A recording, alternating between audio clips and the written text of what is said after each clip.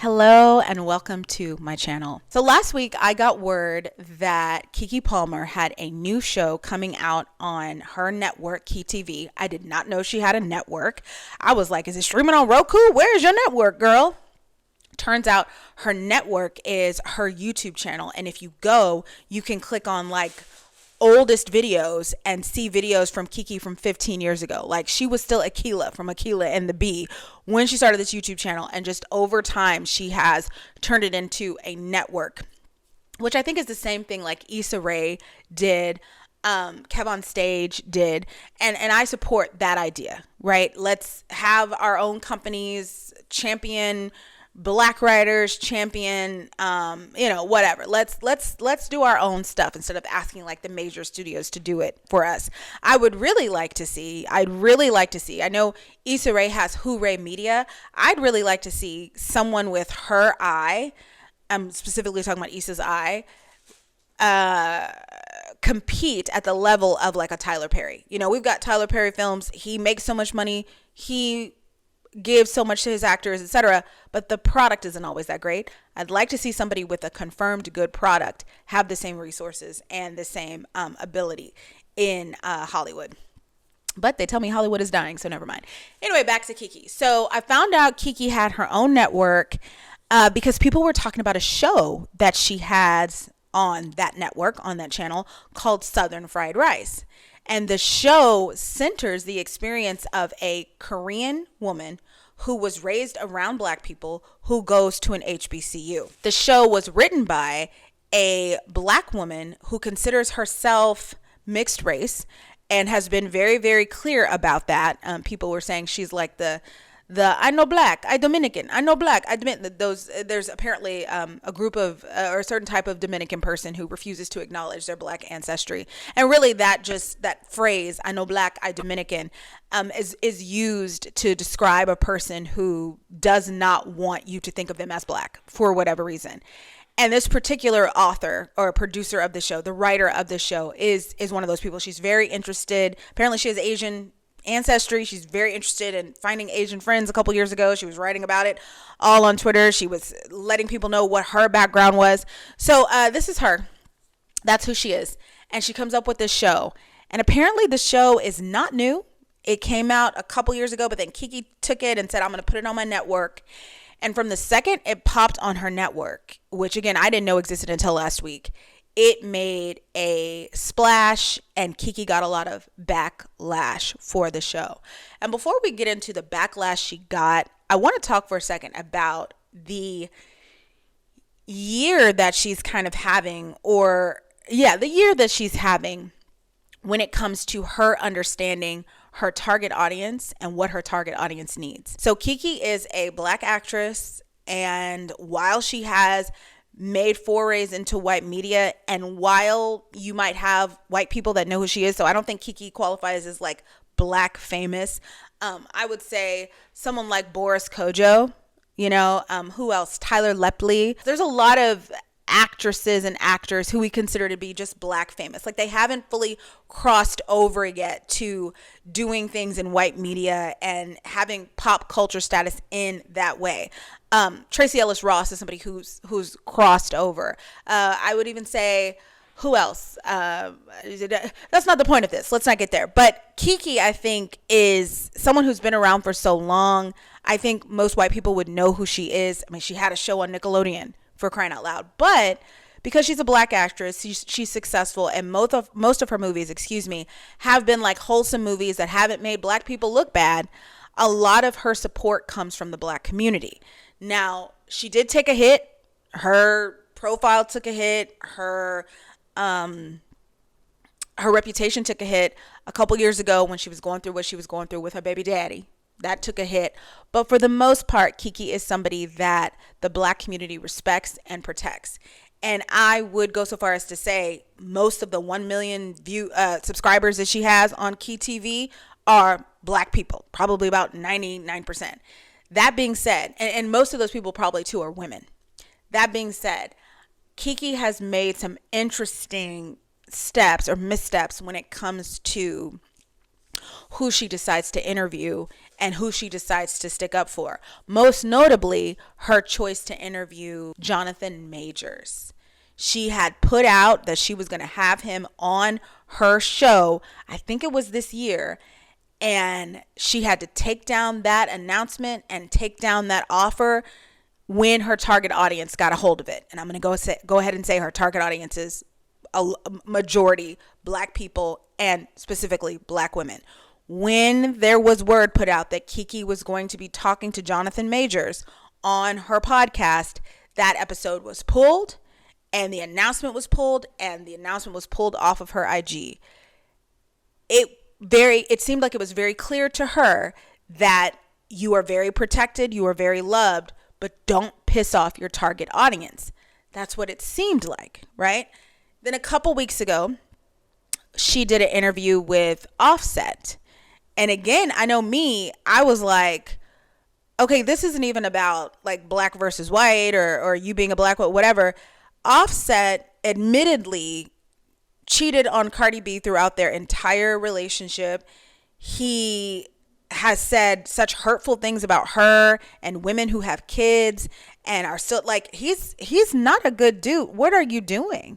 And I think for her, she tries to get across this message of being like, everybody should be able to speak their piece and et cetera, et cetera.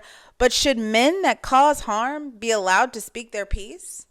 I don't know. I don't think so. I mean, Jonathan Majors, like, before Shannon Sharp's downfall, which again, I think for Shannon Sharp, he also pissed off a lot of people. But before his downfall, I think Jonathan Majors would have done well there. But men who cause harm to women being on a woman-led talk show didn't sit right with me, and it didn't sit right with a lot of Keke's target audience either. She was also talked about for that.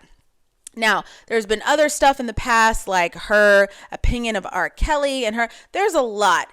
I think for the most part, though, people try and rock with Keke despite these oversights when it comes to what aligns with your target audience. And you may say, who gives a shit about her target audience? She has her own mind. She has her own show. She can do whatever she wants.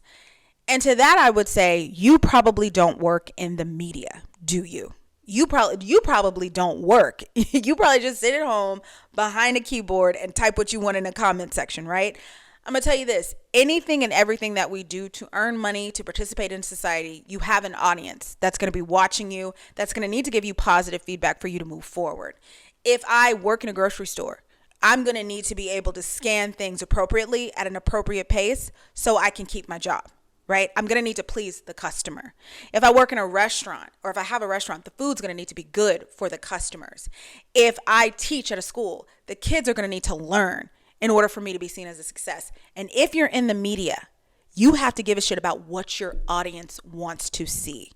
This whole concept of, I'm going to do what I want. If people rock with it, they rock with it. If they don't, they don't. Great, then that needs to be for you. Don't put that out to other people.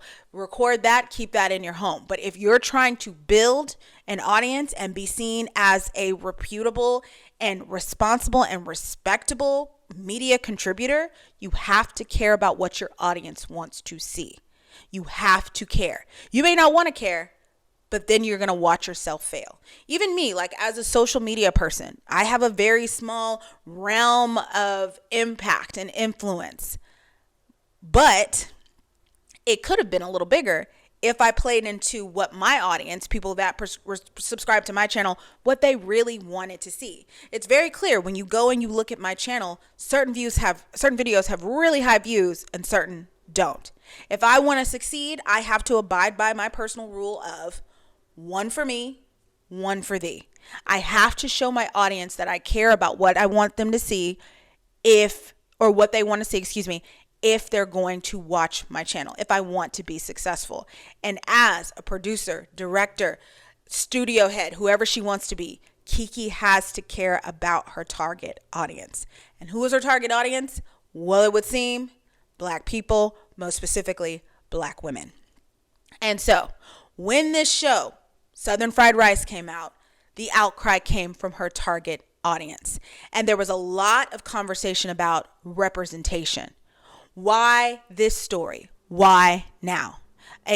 Centering the experiences of a Korean woman at an HBCU in a time where black voices are being taken out of the news media, black shows are being canceled. I don't think we have any. I think outside of Abbott Elementary, we don't really have any black shows on any primetime networks right now. Black women are losing their jobs at a much higher rate than other races of people. In general, in this country, it is becoming more unsafe to be, well, any person who's not a white Anglo-Saxon Protestant or a rich and wealthy man, okay? But especially black people, black voices, black experiences. I know you remember at the beginning of the year when they were taking black people, significant people, off of like the U.S. Army websites. They tried to take away Jackie Robinson's accolades. They tried to remove people they were taking. This is not the time, in my opinion, to be centering other voices, especially to be centering them as they experience blackness, because we don't even have stories about how black people are experiencing blackness. This is a time more than ever where representation for a very marginalized group is taken seriously. So you might say, well, a Korean woman and an HBCU, it's not an important story. I mean, come on, all we get. And you know what? To that, I will say, yes, it is an important story 10 years ago. And this is why I think Keke, who came out with a statement where she said this. Hey, you guys, I don't want to take up too much of your time, but I wanted to chop it up real quick about this series called Southern Fried Rice that's premiering on KTV. That is receiving some controversial feedback. Now, Southern Fried Rice was created by Nakia Stevens, and while I can't speak to her inspiration for the show, I can speak to her dedication as a creative. I mean, Nakia has written, show-ran, and produced 4 shows alongside her Damn Right Originals team with KTV. And KTV has proudly invested over $500,000 on her creations. And I say that because it's not easy to obtain that kind of investment. And KTV, this is the ethos of the company. It's a network not just because it has stars and shows or has talent, but because it's about the people who create the shows and connecting them. I mean, we have Alex King, a black queer creator that made the short film Keep Me in Mind. We have Antoine Lachey, who created the horror story Blue Forest. We have Cousin M by a father and son duo, Rosero and Eric McCoy. Chelsea Sanders, who created Make It Make Sense and Unlabeled by Lawrence Murray. Chelsea also did Dear Keke. Look, what you like is subjective, but the support of black creatives is not. And it's a task that KTV takes on with pride, because if you want to be a creative, you have to be able to create. And that takes money. First of all, I didn't understand anything in that statement, because I'm going to tell you this. I didn't even know who any of those people were. I didn't know what she was talking about, because I didn't know there was a KTV. I didn't know anything. Okay. But Keke came out and said that. And basically her whole thing was everybody deserves stories to be told, representation, blah, blah, blah. Yes. 10 years ago. Yes. And I think this is why you have a studio owner, a production company owner like Keke say, okay, yeah, sure, we can push this story up. This is funny. Because 10 years ago, it was funny. 10 years ago, when we believed we were in a post-racist America, right? Remember that? I don't know if you guys remember that from the Obama era. It was like, America is a post-racist country. We're not racist no more. But 10 years ago, when that's who we thought we were, it was absolutely okay to have shows like this. In fact, I believe that Keke is part of a generation whose voice and contribution to media was delayed, and now it's not the right time anymore. And I don't mean her specifically. She wasn't the writer of this, but she did greenlight. When I think about how black people have showed up in media over the years and how now is such a different time, I got to go all the way back. And I want to stress this. I'm not a scholar. This is just from what I know from looking at things and from being aware of stuff that's going on. But I'm going to go all the way back to the 50s, the 60s, and 70s. And I want to talk a little bit about the Mike Sullivan Show. If you've never seen that, I called him Mike Sullivan. I don't know if that was his first name. So we'll just say, Ed Sullivan, the Ed Sullivan Show. The Ed Sullivan Show, if you have not seen the documentary about him that's on Netflix and you care at all about representation on TV, specifically black representation, I suggest you go and you watch it. I had no idea that he was like a freedom fighter for black entertainment. I had no idea that he fought so hard for black people just to be able to come in and have their faces shown, period, on broadcast television. And then we move from Ed Sullivan. You know what I'm thinking of is like Scully and Mike from Monsters Incorporated. Woo. This is why I'm not a scholar. I'm too goofy. Anyway, we move from that to the 1960s, where we have Black people being able to be performed, or being able to perform and having those performances shown with white people in the audience. I don't know if you know this, but for a long time, white people, if a Black person was shown on television and they were shown performing, white teens, white audience members were instructed not to smile. If you go back and you watch like any of the Frankie Lyman and the teenagers performances here on YouTube, you will see white women in the audience, and they're looking like this. And people say, oh, that's because the talent at the time, they couldn't recognize it. No, they loved it. They bought that record, but they weren't allowed to show that they liked it on TV. That's how restricted it was. So then you have the Motown time, where people can finally dance and say, we enjoy Black music. We enjoy Black representation. You've got Black movie stars coming out and doing big things and being cast in big roles. You got them winning Academy Awards. You got Sidney Poitier and Harry Belafonte, and just Black actors who are really, really emerging as bona fide movie stars, not just Black movie stars, right? And then you got the 1970s, where you have a lot of political expression from not only like serious Black politicians, but also on TV and sitcoms. You have people having hard conversations about race, and we got to give it up at this point to to Norman Lear and all of the programming that he put out at that time, that showed the Black experience in a specific way, and also allowed people to have important conversations, like the important conversations that were had on All in the Family, the conversations that were had on The Jeffersons, the conversations that were had on Good Times. Those are all Norman Lear vehicles. And that was all very close representation and very timely representation for what Black people were experiencing, not only in the world, but also for what they were experiencing when it came to being on television. It was, I think it was seen as, we need to have these conversations here because this is an important time to talk about this stuff, and we finally have this platform. And then you move from that and you move to the 80s, where it becomes necessary to see Black people not as an other, not as a group of people who need to just be talking about their hard times, trying to make it. We can't make it. Not as a group of people who are moving on up, but we still around old Whitey, and what is he going to say about it? But as just people living their lives, people that can be educated, people that can raise families. Let's take the stigma and the otherness off of Blackness and just relate it and present it as something natural or even something aspirational. And so because of this, you get shows like The Cosby Show, right? And I still hate what happened with Mr. Cosby, that we should be watching that on every streaming network, but it is what it is. And then we move out of the 80s and we move into the 90s. And we had so much Black programming on television when I was a kid that I almost can't believe we went through that, because now the world looks so different. I grew up with Living Single, A Different World, Martin, Family Matters. Let's see. There were so many different shows, and that was at the early 90s. And then we got to the mid 90s, and you had networks like UPN, and you had the WB, and you had you just had other places where you would see Black faces and Black representation, and it was all kinds of Black representation and Black stories being told.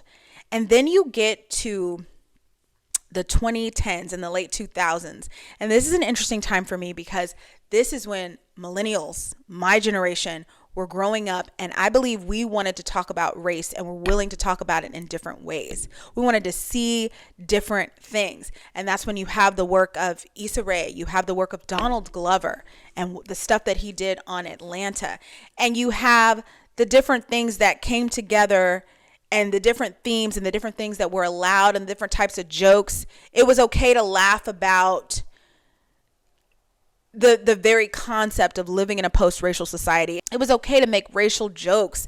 I feel like as a group, as an entity, we definitely felt like it was safe. It was safe to do sort of whatever we wanted to do. And as a result, we know what it's like to have our stories centered. What's it like to have different people centered in our stories? What's that?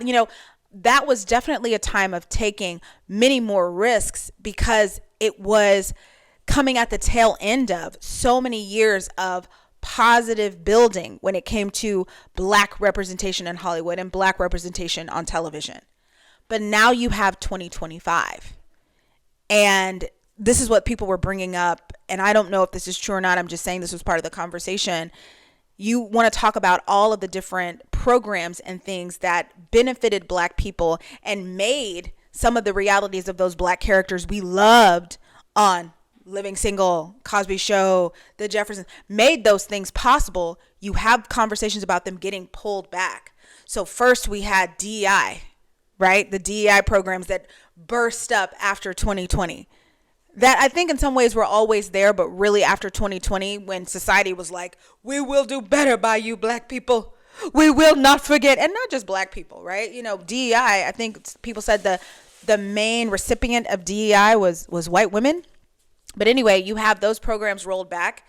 You have attacks on black businesses that are in stores that black audiences feel they need to boycott for good reasons. Stores like Target and Amazon, black businesses that were prior to this year flourishing and doing really well and seen as people that we wanted to be like and things we wanted to get to. And all of a sudden it's pull your products out, get out of there. We're not safe in this country, right? We're not safe in these stores. They don't take us seriously.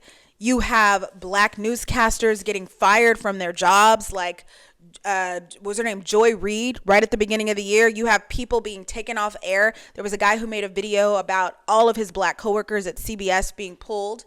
And then I want to say this too. Within recent years, and I think this has a lot to do with the rise of Christian nationalism in this country, and you do have so many black people who are hardcore conservatives, hardcore Christian conservatives.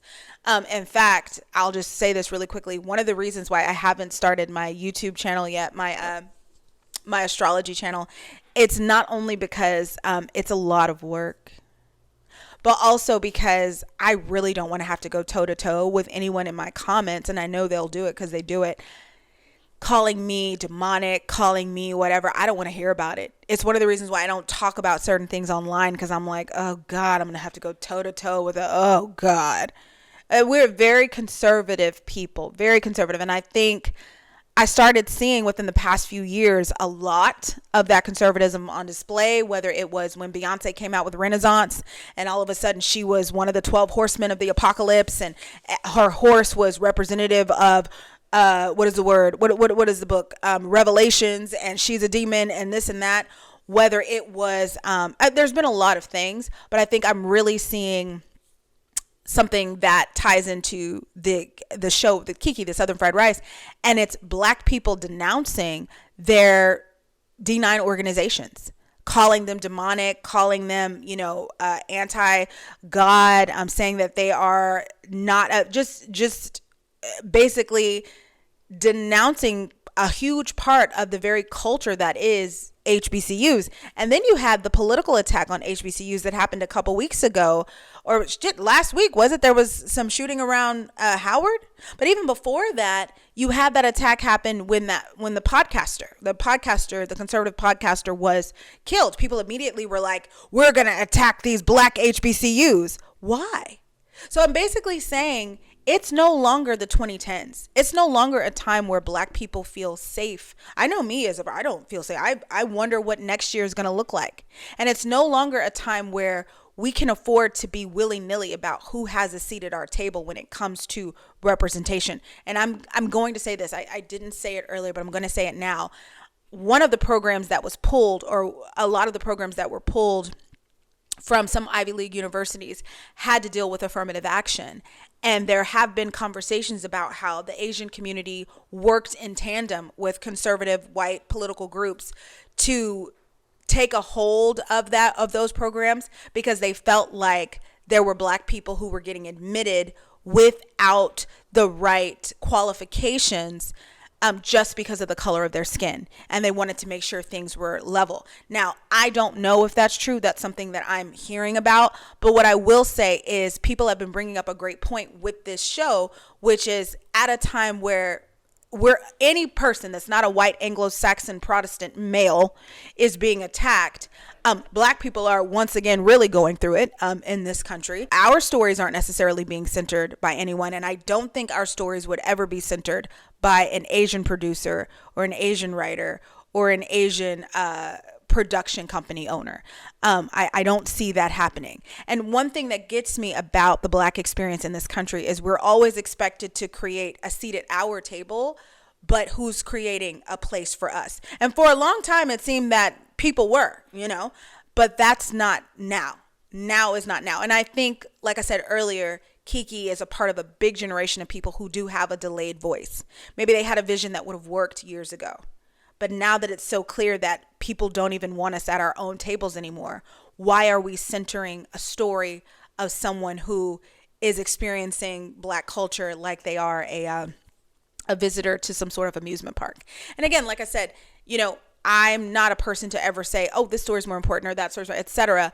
But I just question the timing of it with what's going on in the world. And I think for me, I would just be very sensitive about representing the Black experience through any eye that could be seen as mocking, othering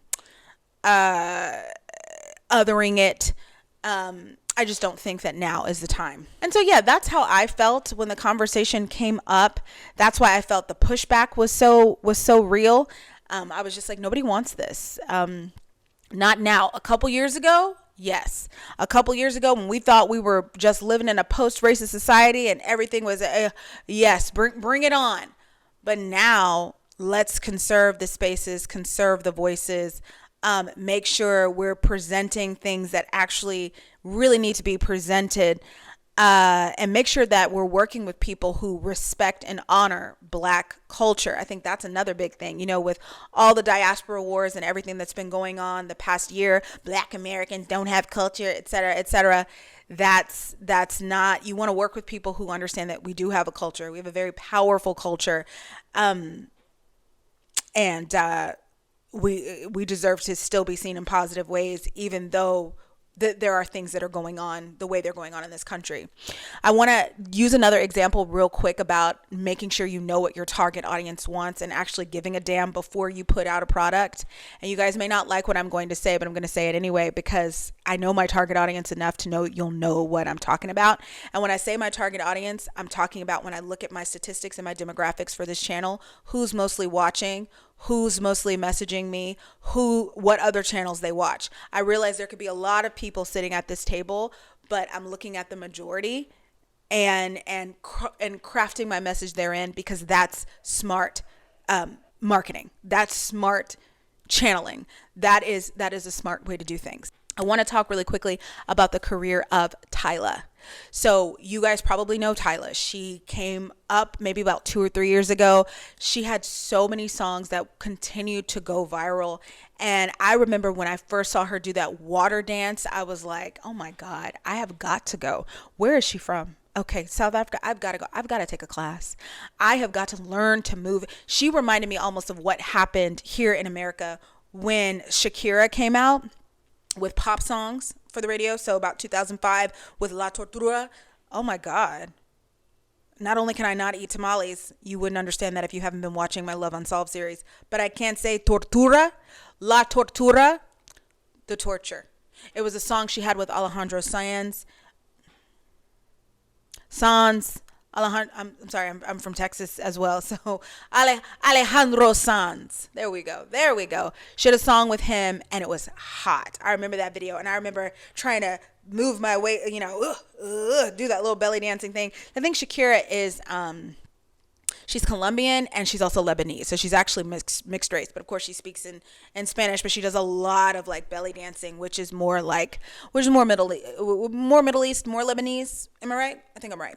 Anyway, when Tyla came out, I went through that all over again. I was like, I got to learn how to move my hips. I got to learn how to I got to learn how to do everything. I got to learn. And, except for it was my butt. I got to learn how to boom, boom, boom with the water or whatever. Her presentation as far as how she spoke and the songs and where you could hear them, she was giving new Rihanna.